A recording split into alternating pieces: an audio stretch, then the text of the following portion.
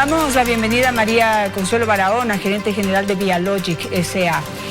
¿Cómo estás? Bienvenida. Buenos días, Janet, gracias. Quisiera conversar contigo porque al momento se está detectando una actividad presunta, o mejor dicho, una actividad irregular en la que presuntamente estaría involucrado el ISPOL. Y esto es, hay una emisión de facturas inorgánicas que habrían adquirido algunas instituciones públicas y también empresas privadas, entre ellas el ISPOL. Y por eso, digamos, salta a la vista este programa. El ISPOL habría comprado a través de la Bolsa de Valores de Guayaquil 22 millones de dólares en facturas presuntamente inorgánicas. Quisiera que nos expliques en qué consiste esto de las facturas inorgánicas y cómo descubriste tú esta irregularidad. Bueno, buenos días. Nuestra empresa se dedica a hacer una gestión de cartera comercial y entre los roles que tenemos está en llevar control de los cupos de endeudamiento de las empresas con las que trabajamos. Nosotros damos este servicio de verificación a las casas de valores para que tengan mayor seguridad en la cartera que negocian en la bolsa. Dentro de esas funciones, todos los días mi empresa se baja las estadísticas de los cierres diarios de las bolsas de Quito y de Guayaquil. Y en esas estadísticas aparece claramente los montos de las facturas, quién es de la emisión, el plazo de negociación, que fue la clave para todo esto, y quiénes son las casas de valores que manejan la punta de compra y la punta de venta. Posteriormente, todos los días al cierre, la Bolsa de Quito publica las estadísticas y en las estadísticas aparece claramente quiénes son los aceptantes. Nosotros hacemos esto regularmente tanto para control de cupos de endeudamiento de los emisores cuya cartera gestionamos y de los aceptantes, porque es parte del análisis de riesgo, capacidad, y eso se analiza en función de inventarios, relación comercial previa, etc. Y empezamos a detectar estas operaciones de estos nuevos actores en el mercado, en facturas. Adelcorp ya lo conocíamos porque fue nuestro cliente de facturas en 2016, con un aceptante muy serio que no tenía nada que ver con ellos. Por X razones dejamos de trabajar con ellos, pero los conocíamos y llamó la atención. Ellos fueron los primeros, ellos aparecen en junio con las primeras negociaciones con una empresa que nosotros conocíamos, era relacionada.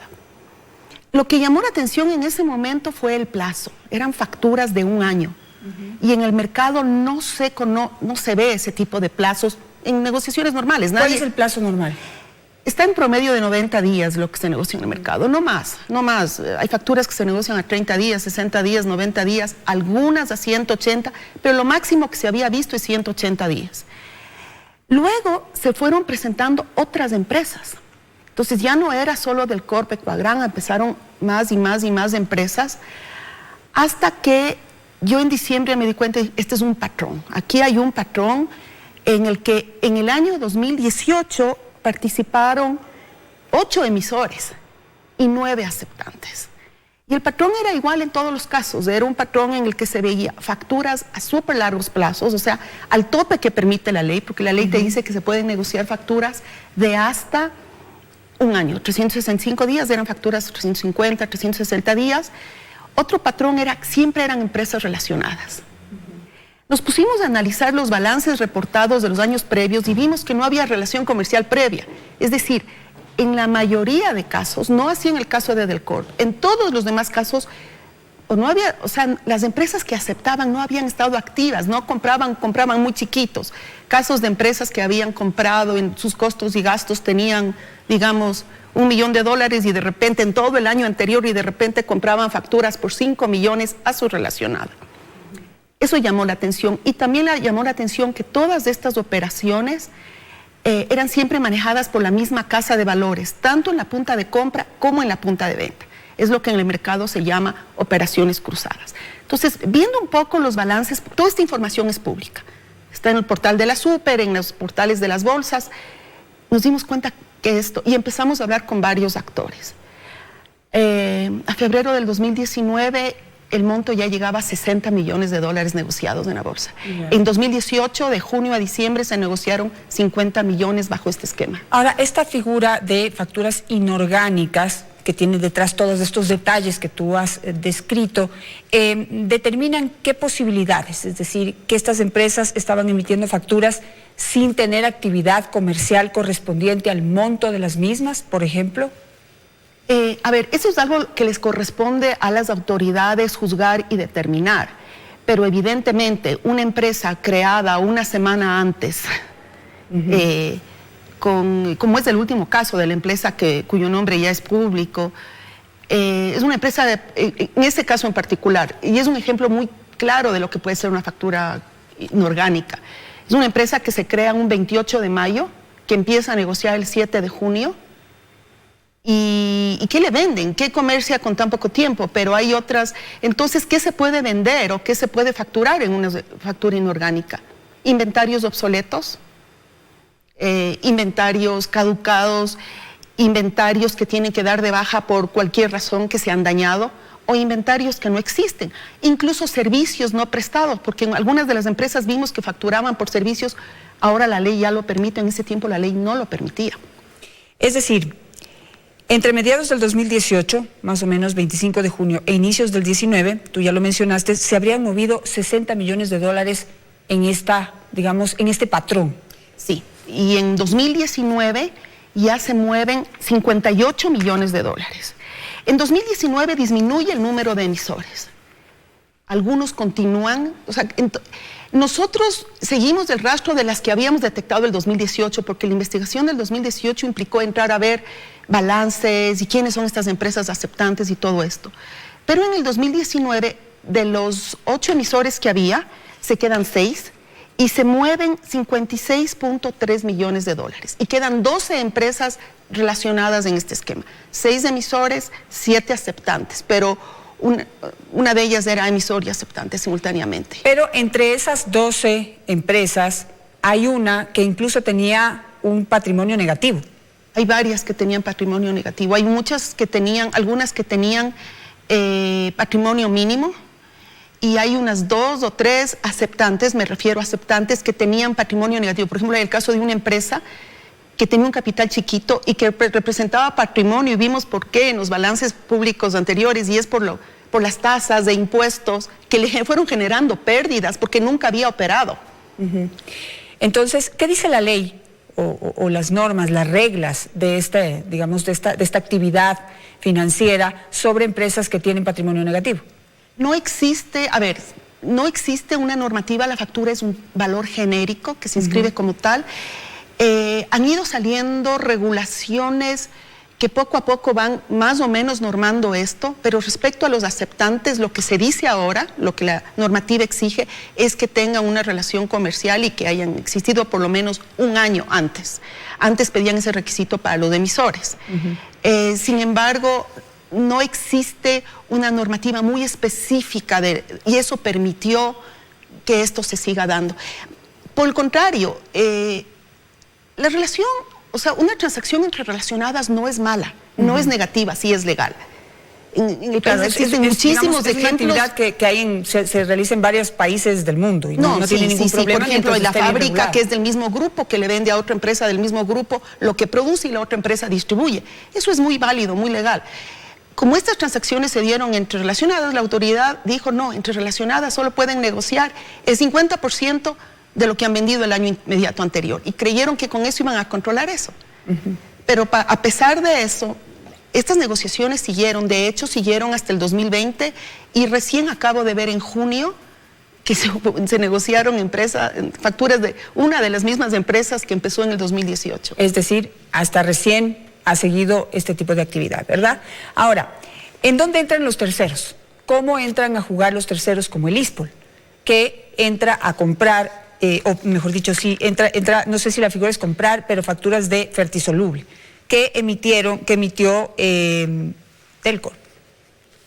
Sí, a ver, el nombre o la razón social del comprador cae dentro del mundo de sigilo bancario, de sigilo bursátil, a menos que se trate de un ente público. En este caso, por ejemplo, si el ISFA entra a comprar o si el BIES entra a comprar, salen las estadísticas porque ellos son operadores de valores. Tengo entendido que el ISPOL en su momento fue operador de valores. El nombre de ISPOL surge al mercado a raíz de que la ministra hace las denuncias, la ministra Romo hace las denuncias y hace público. Sin embargo, cuando en el 2019 yo ya me hizo preocupar y dije esto hay que denunciarlo a las autoridades porque no se están dando cuenta, porque si no, no lo permitirían, mucha gente me dijo no te metas en eso porque ahí está metida la policía. El mercado ya sabía que quien compraba esas facturas era el ISPOL. Puede haber otros inversionistas. Yo siempre digo, sigan la ruta del dinero. La autoridad tiene la facultad de pedir al DCVALE, dentro de su facultad precisamente de control, quiénes compraron. Porque un papel así, un inversionista serio, profesional, un gestor de riesgos profesional, no compraría un papel de estas características. En el caso específico que tú mencionas, Fertisolubles, una empresa recién creada, $800 de capital sin actividad previa y acepta 32 millones. Tú le venderías a crédito 32 millones a plazos largos a una empresa recién creada con un patrimonio de 800, no. Un inversionista racional tampoco compraría ese papel, tampoco invertiría en ese papel, porque sería de alto riesgo. Lo pueden ofertar, pero... Entonces, juega aquí, digamos, una empresa emite la factura, la otra recibe la factura, ¿Acepta? pero acepta la factura y hay un tercero que compra esa factura, es decir, pone el dinero para que las empresas, digamos, puedan mejorar su flujo. Es un mecanismo de financiamiento brutal en el mundo, es maravilloso porque es un mecanismo que les permite a las empresas financiarse vendiendo un activo que ya tienen, porque el derecho de cobro es un activo de la empresa. ¿Qué debería haber ganado en este caso el ISPOL o cualquiera de los un rendimiento adquirientes de esa? Las facturas se compran a un precio que es menor al nominal, digamos, y se calcula ese precio, que puede ser el 99%, el 98% de la factura, en base a un rendimiento pactado en el mercado bursátil, entre las casas de valores que intervienen. Entonces la una dice, oye, estoy ofertando este papel con un rendimiento del 6%, y la otra dice, no, auméntame el rendimiento, y se cierra, y es normal, el inversionista tiene derecho a tener una rentabilidad por la inversión que hace. Y al final del periodo, el inversionista cobra el valor nominal. En este tipo de operaciones, al final del periodo, los que siguieron en el mercado, muchas de estas empresas pagaron, porque se ve que ya no siguieron en el mercado, entonces deben haber pagado. Los que siguieron en el mercado hacían nuevas operaciones, y con esas nuevas operaciones se canjeaban las facturas anteriores. Se ve claramente, incluso las últimas dos, las de junio, se ve que corresponden a operaciones que vencían esos días y que las renovaron. A ver, entonces, ¿y cómo se produce la presunta estafa? Es decir, si se le puede llamar así, una presunta estafa. Es decir, el ISPOL, en este caso, compra estas facturas de Fertisolubles emitida por Delcorp y al final del año o al final del periodo, cuando ya tiene que cobrar el dinero a la empresa que recibió la factura, ¿qué pasó? No le pagó. Ese sería el perjuicio en caso de darse que no se llegue a pagar la factura a su vencimiento. El tema es que en el mercado no ha habido el anuncio. El agente pagador, en este caso el DCVALE, debería haber notificado el hecho relevante. ¿Qué es el hecho relevante en la Ley de Mercado de Valores? Es cualquier hecho que afecte al mercado y que sea detectado por cualquier ente. Si lo detecta la autoridad, si lo detecta la bolsa, si lo detecta el agente pagador, que creo que en todos estos casos fue el DCVALE, porque oigo mucho que solo hay un depósito centralizado de valores en el Ecuador. No, en el Ecuador hay dos. El Banco Central también actúa como depósito centralizado y tienen realmente una muy buena infraestructura. De hecho, ya están empezando a ser agentes hacer las anotaciones en cuenta de lo que es facturas. Entonces, el agente pagador no avisó que no se pagó. Y para poner el ejemplo más sencillo, yo voy donde ti y te digo, préstame plata. Y tú dices, ¿pero qué me entregas a cambio? Digo, no, ¿sabes qué? Te voy a entregar mis cuentas por cobrar. Y voy donde mi vecino, que además es mi hermano, y le digo, tengo estos cacharros aquí, te voy a vender. Fírmame como que me debes. Y voy donde ti y le dices, te vendo el derecho de cobro que tengo sobre este tercero. Pero en realidad... Pero el tercero con ese cacharro no hizo nada, no vendió, no tuvo una rentabilidad, llega el vencimiento y tú vas donde él y le dices, págueme, y le dice, no tengo. Y esa, digamos, esa actividad, digamos, que ya se previene que puede ser irregular o que ya no se paga, tiene que, en este caso, reportarla el DECEVAL, y no lo hizo. Si canjearon las facturas, o sea, es decir, si hubo una nueva operación, porque es legal, o sea, yo puedo hacer una nueva operación porque me interesa seguir manteniendo mis inversiones, y al vencimiento te digo, ¿sabes qué? Aquí está la plata, pero con esa plata vuélveme a comprar, y se compra, y se llama eso una compensación bilateral. Es una operación, pero si yo no tengo absolutamente nada, y te digo, y no voy a tener, no es que no tengo por la pandemia o no tengo porque, sino que no voy a tener, y sigo entregando y sigo en este tema con la esperanza de algún día resurgir. Yo no sé si hubo mala fe o no, pero yo estoy segura que esas personas pensaron el DECEVAL es el que debía haber estar notificado pendiente que no se pagaron. De si en esto hay mala fe, irregularidades o lo que sospechas. ha dicho la ministra, no hay pagos. Ya, ¿qué tiene que ver o cuánta responsabilidad tiene en esto la Superintendencia de Compañías, que ha dicho que fue engañada y que no se dio cuenta de que esto estaba sucediendo en el mercado? A ver, no sé, yo personalmente creo que ellos sí conocían. De hecho, yo en marzo del año pasado, me presenté a la superintendencia aquí en Quito, hablé con el intendente. Él es una persona que realmente estuvo sumamente preocupada. Le entregué las estadísticas y le dije, estas empresas están haciendo esto, y él me dijo, esto es muy grave. Todas estas operaciones son de empresas de Guayaquil, cerradas en la bolsa de Guayaquil. Nosotros no tenemos facultad de control sobre esto. Y me pidió de favor que vaya a Guayaquil a hablar con la autoridad allá. Incluso él ayudó a concretar esa cita. Yo fui a Guayaquil y me senté con el señor Carlos Murillo, intendente nacional de valores, y con la señora Aurora Caizaguano, que era la directora de control, y les presenté el caso. Ella se mostró sumamente preocupada realmente. Ya le habían estado siguiendo la pista a Delcorp y Ecuagran.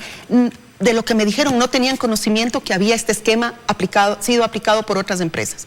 Y tengo entendido que ella, me enteré ahora por uno de los medios que sacó que sí había habido un reporte interno en abril, sobre todo en tema de Ecuagran. Entonces la autoridad sí sabía, porque incluso en intervención de Ecuagran, en la resolución de intervención, pone que lo hacen para controlar el tema de facturas inorgánicas. ¿Cómo juega aquí la empresa calificadora, que también le dio a esas facturas calificación AA, lo que también indujo, digamos, a las empresas a comprarlas? Eso es bien importante, porque la calificación de riesgo, que en este caso no es obligatoria, porque la ley dice que las empresas que emiten facturas no necesitan calificación de riesgo y no necesitan auditoría externa. Otro tema es que esas empresas, por voluntad propia, pueden querer tener, o por otras normativas de otros sectores, hacen su auditoría externa y pueden requerir una calificación voluntaria, porque hay inversionistas. De hecho, el 90% de inversionistas institucionales en el mercado dicen, yo no compro facturas si no me das una calificación voluntaria. Entonces, no es que está mal hecho, como muchos pretenden hacer creer, que se haya hecho una calificación de las facturas. Más bien eso refuerza el producto. Lo que está mal hecho es que la calificadora haya otorgado una calificación excelente sin analizar lo que había de fondo.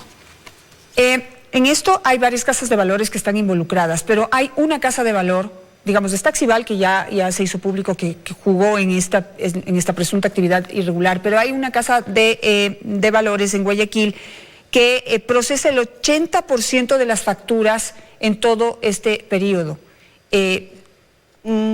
Citadel. Sí. ¿Qué responsabilidad tienen esto las casas de valores? A ver, no es el 80%. A ver, a raíz de junio del 2019 el patrón cambia. El patrón cambia. Hasta junio del 2019 Axival vino siendo la punta de compra y punta de venta de todas las facturas. En junio, en las estadísticas se ve un cambio del patrón y Axival maneja pocas puntas de compra. Axival maneja, prácticamente el 94% de facturas se negocian con 3 casas de valores que hacen la punta de venta, que son Capital One, Citadel y Casa Real. Y todas esas, la punta de compra la sigue manejando Axival. Capital One maneja 7.3 millones, Citadel 13.5 millones, Casa Real 7.3 millones. y Axival 3.7 millones de esas facturas. En las otras dos casas de valores, porque si hay otras dos casas que participan, yo hablé con una de ellas y ellos eran solo intermediarios de valores y recibieron instrucciones directas de su comprador, que no fue el ISPOL, pero que ellos no pueden revelar el nombre, pero que tengo entendido también fue una empresa del sector público. Y puedo revelarla yo porque yo sí me averigüé y sí sé cuál es. Y yo ya lo dije, Seguro Sucre. Sí, seguro. Esa información no es pública, pero sí. Sí, bueno, y finalmente, la Bolsa de Valores de Guayaquil, ¿cuánta responsabilidad tiene en que sus, digamos, las casas de valores en el Decebale estén involucrados en todo esto? A ver, en el tema de la bolsa tiene una facultad de autorregulación. Deberían, a mi criterio, ellos pecaron o de omisión o de hacer la vista a un lado, porque era evidente lo que estaba pasando. Por ejemplo, yo le comuniqué esto al presidente de la Bolsa de Quito y él estuvo sumamente preocupado, y tengo entendido que la Bolsa de Quito mandó varios oficios a la autoridad y estuvo conversando con otra bolsa y trataron en directorio, pero ellos no podían hacer nada porque no tienen la facultad de control. La Bolsa de Guayaquil sí podía haber conversado más con la autoridad y decir, vean, hemos detectado que esto está pasando, porque les podían haber suspendido el registro en el Catastro Público de Mercado de Valores. Además, porque entiendo que Citadel tiene algo que ver muy cercano a uno de los miembros de la Bolsa de Valores de Guayaquil. Sí, a mí un colega de una de las casas de valores con que trabajamos me explicó que el señor gerente, yo no los conozco, pero el señor gerente general Citadel es esposo de una de las gerentes de la Bolsa y del Decebale.